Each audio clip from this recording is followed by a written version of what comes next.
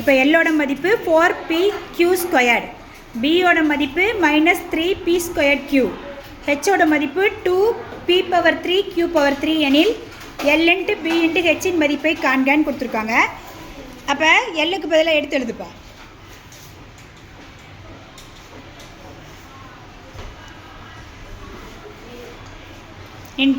Into போட்டுக்கோ. L × B × H தானே.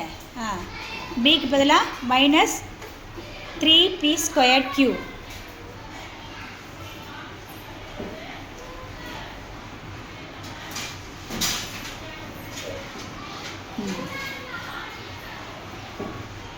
இப்போ கான்ஸ்டன்ட்டை தனியாக மல்டிப்ளை பண்ணிக்கோ, வேரியபிள்ஸை தனியாக மல்டிப்ளை பண்ணிக்கோ. கான்ஸ்டன்ட்டை மல்டிப்ளை பண்ணால்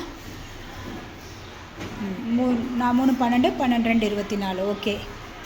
இப்போ p பவர் என்ன வரும்?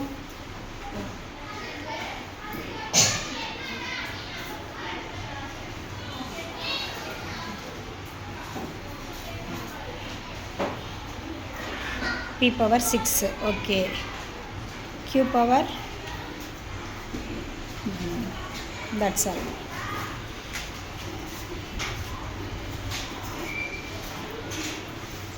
Good.